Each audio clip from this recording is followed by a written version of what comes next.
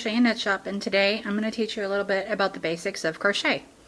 There are literally hundreds if not thousands of stitches, but what they all have in common is that they typically use just a few of the foundation stitches in a myriad of ways. So it just depends on the combination and so forth like that. So I'm going to show you some of the basics and how to get started, so that way if you want to progress in this craft you absolutely can.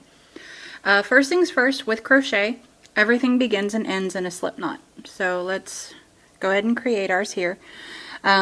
This is wool, and what we're going to do is we're going to, and I have a, let's see if I can get it up here, size G, 4.25 millimeter hook. G is a US size, so if you're going to go international with your craft, try not to get too attached to the letters, but go with the millimeter right here. Because that at least is universal. So what we're going to do with our slip knot is you take, this is your tail and then this is your working yarn. What you're going to do is you're going to create a circle and bring your working yarn back behind it, and then you can reach in with your finger and pull out, or you could do that with your hook and just go back behind it, pull it, and voila. Okay, there's your slip knot. Now, I do this right-handed. Most patterns are written for right. If you are a lefty, I apologize. You're going to have to do all of your work backwards. But learning right-handed is not hard. I am left-handed myself, so I'm living proof that you absolutely can do this the standard way. Now, first things first, if you notice, I don't have my chain all the way really tight on my hook, and the reason you don't want that for your foundation chain is because once you do a series of chains, and I'll show you how to do that, you're going to need some space to come back in with your yarn or by itself, but you're going to have to go back into your hook. So at least while you're getting started, try to keep your stitches loose so that way you've got some room and some space to work with. Okay, so we're going to have our hook in our right. The tail's down here. Our working yarn is going to be in our left hand, and your left hand is going to be used for tension. And what we mean by tension is if you're trying to just use your yarn, like so, to go ahead and grab it and pull it through, notice it's just not sticking. It needs to have some tightness to it. So one of the ways that I do it, I do mine a little fancy. I wrap it around my pinky, under my ring and middle fingers, and I bring it up around and I pinch the slip knot or whatever stitch I'm working on with my thumb and my middle fingers. Okay, so I've got a pinch, and this helps keep your tension. Notice it's tight but not too tight. And that's what you want.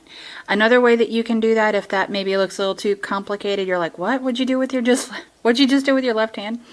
An easy way that you can do it is to hold your hand out like a gun, okay? And then what you want to do is bring your working yarn in the crease there, right here. Bring that there and close. And then you want to bring it around, up and over, and then pinch. Either way is fine. Beginners seem to like the gun method better, but it's up to you. But this is how you want to hold all of your work. Is you need to have your tension here going up over your right, or over your index finger, and you want to pinch it and work with your right hand. And you're going to use your wrist a lot as you're pulling through a stitch. You want to make sure that your hook is down like this. The reason being is just it's a lot easier to keep control of your yarn and to keep it from slipping off. Okay, so first things first is, this is called a yarn over. You're literally going under, you're sweeping under, and with your right wrist you're going to twist, and then you're going to pull it through. Okay, and then let's see if I can get some light here. It looks a little bit like a braid, but that is your first chain. So we're going to do that again. We're going to do that for 6. So we go 1, this is 2, sweep under, twist and pull through. That's 1, 2, 3, 4, 5. And if you notice, with my left hand, I'm adjusting the tension and everything as I'm pulling through and using more of this yarn. And as I progress in my stitches, you need to adjust accordingly. That's 6. Now, for knitters, if you're converting to the craft, a few things you need to know. One is your working loop never counts for you. Unlike knitting, this will never count. So you always want to count your chains going back from your loop. So you discount this one, and then if you look at the braids, you can count the little bumps here on the side. We have 1, 2, 3, 4, 5. Actually, I'm sorry. 1, 2, 3, 4, 5, 6. Okay, and the reason I picked 6 is the first stitch I'm going to show you is called a single crochet. Now, crochet gives you some more. It's a more vertical, bigger stitch than, say, a knit. So what you're going to do is, in order to create that height, when you're starting from your foundation chain, you need to sacrifice a chain or two, so that way you can create this, and it's literally going to go like this. So that way you've got some height. So for single, you're going to sacrifice your first one, and you're going to work in your remaining 1, 2, 3, 4, 5 stitches. Okay, so we sacrifice the one. What we're going to do is we're going to go into the top, and if you look up close, it looks a lot like a braid. Okay, so we're going to go into, and this is just for a foundation chain, we're going to go into the top, and then we're going to sweep over like we do our chain. This is called a yarn over, and bring it through the loop.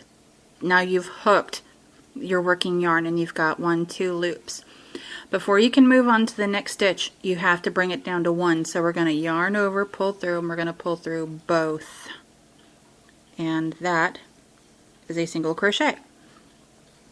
So you have your little chain here on the side, giving it its height, and then we're going to keep going. So you do go through, yarn over, pull through, yarn over, pull through both. Okay, I'm going to go ahead and do that again. You're going, let's see if I can get better light. That's a little better. So we're going to go in to the top loop. Okay, yarn over, pull through, secure the loop, yarn over, pull through again. Okay, so let's do the remaining 2. 1, 2. Ta-da! Now, if you look at this, if you look at it from the very top, okay, you see you have 1, 2, 3, 4, 5 stitches. And what you want to do when you're counting your stitches is you want to count the little braids here on the top. You never want to count the side or anything like that. You're just counting the braids here on the top, in which case, like I said, we've got 5. So if we want to progress on to the next row with single crochet, we don't have a chain to sacrifice, so we have to make one. Okay, so we're going to chain 1 and then turn our work, because you're always going from right to left. So we're going to chain 1, okay, turn our work, and then unlike the foundation chain where we only went through the top, here you're going to go through both pieces. Let me see if I can get better light. You're going to go through both pieces here of this top braid. Okay, you're going to go through both, yarn over and pull through and hook it, yarn over and pull through again. Okay, so we're going through both, and this is where knitters, again, sometimes you might get a little confused because you're so used to working with one, but you're going to go through both. 1, 2.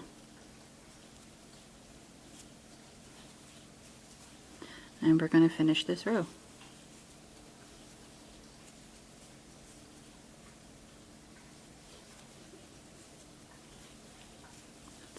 4, and then notice this is our last one. It's probably a bad color yarn to use. I apologize. But there you have it. There's 5. So we have ourselves, if we stretch this out a little bit, we have a nice even edging here on the side. If you're using the same size stitch, most of the time you don't have to worry about edging unless a pattern specifically calls for it. But if you're mixing your stitches like I'm about to, you'll see what I'm talking about. Your edges get a little weird. So the next stitch I'm going to show you is called the double crochet. Alright, so what we're going to do is we're going to chain 3. 1, 2, 3. Now you would think double, single you only used 1, double you would use 2. No, you're going to use 3. And that's actually because there's a half double, which I'll show you here in a minute, that uses 2. But this gives you about 3 times the size of a stitch. Okay. So what we're going to do is we've chained 3 and turned. We're going to yarn over first. Alright, get 2 here on the hook. Then we're going to go through our stitch like we did with the single. Okay. Yarn over and pull through to hook that stitch. Now you see we have 3. And like I said, you can't progress until you break it down to 1. So what we're going to do is we're going to yarn over and pull through only 2. Alright, so we gained 1 and lost 2, so we're back down to 2. Yarn over, and then we're going to do it again. So you're yarning over and you're pulling through twice, hence the word double. Okay, so now if you notice here, I've got just enough height here with those 3 chains to help give it its what I call the vertical access. This helps give it that nice vertical stitching on the side. So we're going to do, I'll show you that again. Okay. That's a little better. Yarn over, put it into the stitch. Okay. Yarn over to pull through and hook it. We have 1, 2, 3. Now we're going to yarn over, pull through 2, and then yarn over, do that twice, literally doubling it. Okay. So that is a double crochet, and that's what it ends up looking like. So we're going to finish out this row till we get to 5. That's 3,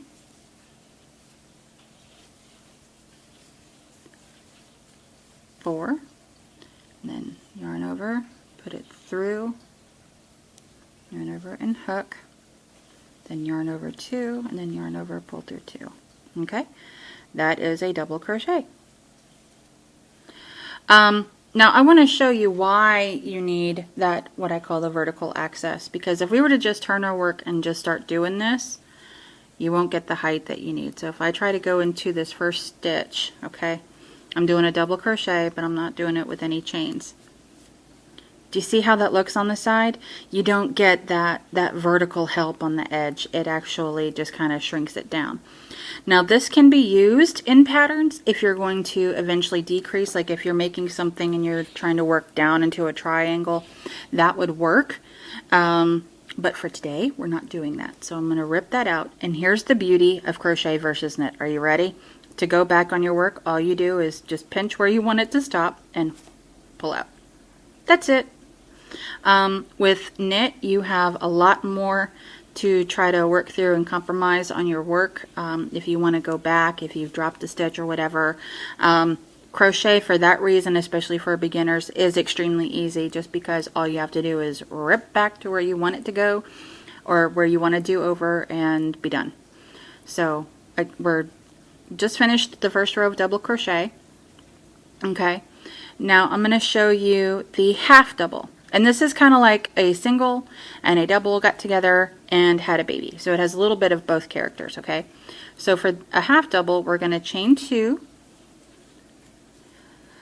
Now, if you are working on a stitch and you can't remember, or if it doesn't say in the pattern how many you're supposed to do for your side, on my website, and it's www.onestopcrochetandknitshop.com, all spelled out, is under tutorials. There's a section for crochet stitch help, and there's a chart that shows the different stitches and the number of chains that you have to do for the end, as well as a few other helpful resources and links, like for free patterns and some other stuff.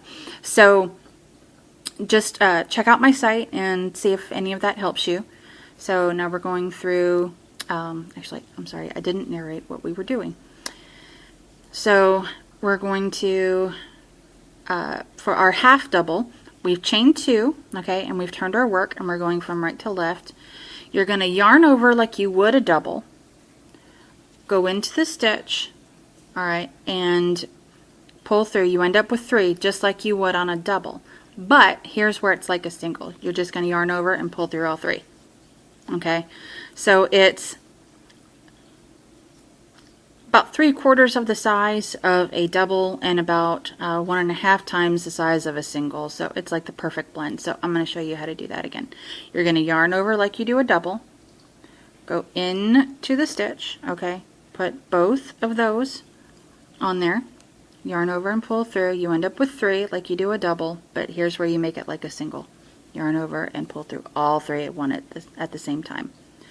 Now, if you notice here on the edge, because I've got different sizes, it gets a little funky. This is where edging is going to be extremely helpful. And let's finish out this row, and I'll show you briefly how that looks. Okay, so yarn over, pull through 3, yarn over, pull through to hook, yarn over, pull through 3, and now sometimes, especially with double crochet, you wonder, okay, does this count? Does this edge count as one? And here's where I think a lot of people get confused. Sometimes they want to say, oh, okay, well, I have more to put in here, and that's not the case. So if you look at the top of your braid, okay, you've got 1, 2, 3, 4, 5 stitches. You don't want to go into this. This is part of your edge, okay? So I will show you how to edge. What you want to do is we're going to edge in a single crochet, okay? We're going to chain 1, and then in each corner you want to do 3 because you want to create that a nice rounded square. So here's where we're going to go into this side, and we're going to do 3 double crochets inside that stitch. Okay, so here's where your loop is. You got 1, go back into it, and this is why keeping your stitches loose is a really good idea, just because if you have to, this is also how you would increase later on, is sometimes you have to do 2 stitches inside 1, and if you've made it too tight, you've made it impossible. So we're going to go back in for a 3rd, okay, and then go here into the side. Let me show you what I'm doing. When you're looking here on the side, this doesn't look like any normal stitch. You're probably wondering, where the heck do I put the hook? So what we're going to do is we're going to go and we're going to just pick a length, really, and just kind of go into it. But we're going to pull through this thing on the side, okay, single crochet, oop. Okay, now can you see I've gone in through there, and then, because for our demonstration purposes this is where I'm going to stop, okay, so there's that, voila. Now let me get my tools really quick, and I'll come back and I will show you how to fasten off and weave in your ends. Okay, so we're going to put that down. Okay, we're back, and I've got my tools. I've got my trusty scissors here, and I've also got, these are yarn needles. They are deliberately oversized, simply because a standard needle for the size of yarn will not work. So if you try a sewing needle, I am so sorry. You need to invest in something bigger. But here's what we're going to do. When we come to the end, what you want to do is leave a sufficient amount of yarn and cut off And then you're going to basically, like I said, it all starts and ends with a slip knot. And I'll do that again just so you can see. We have our working loop on the hook, and then we have what's left of our tail. So we're going to yarn over and pull through, but we're going to pull through the whole thing, okay? And then we're going to pull it down and tighten it, okay? So now it won't unravel.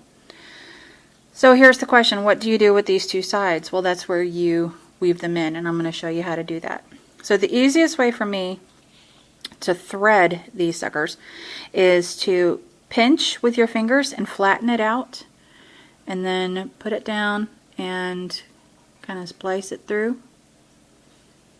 Voila. Okay, and what we're going to do is we're going to just kind of weave it through. Let's see if I can get better light. Yeah, here we go. I love this rich, gorgeous yarn, but unfortunately, because I lack flash, this is probably not very clear. But we're going to pull it through, and we're going to put it through these different stitches here. And then once we're done with that, we just pull it through all the way. Ta-da! Kind of pinch it, pull it a little bit, and then we're going to clip the excess off. Okay, so that's one done, and now you can't even tell where it was. That's why I love this craft. So let's do the other end. And again, we're going to pinch it with our fingers and just kind of put that over, splice it through, wiggle it in. It's there. Woohoo. And then, granted, this is just a swatch, so I did not edge the other side either. So now at least this serves as a demonstration. You can see how much nicer a finished edge is versus an unfinished edge. And just to be on the safe side, if you're, say you're not using a pattern or you just want to create something on the fly, you're totally free to do that. But bear in mind, you're going to need roughly 1/8 to 1/4 of the total yarn that you use to do your edging. So if your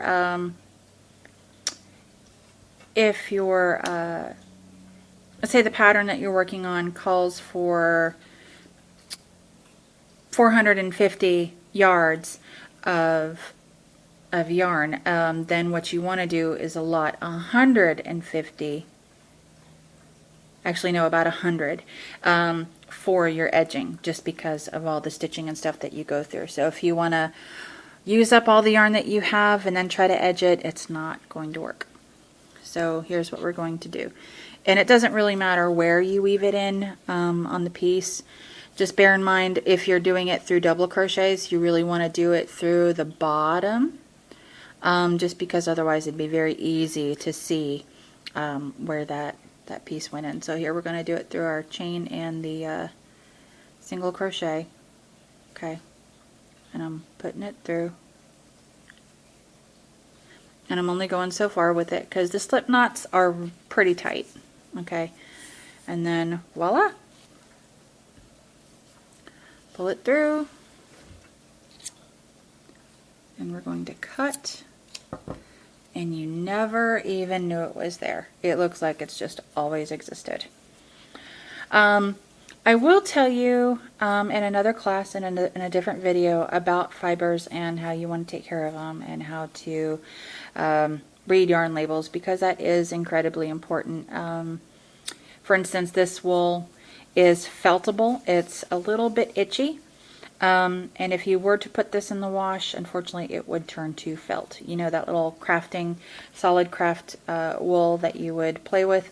Yeah, that's kind of what it would look like, but with a little bit of stitching.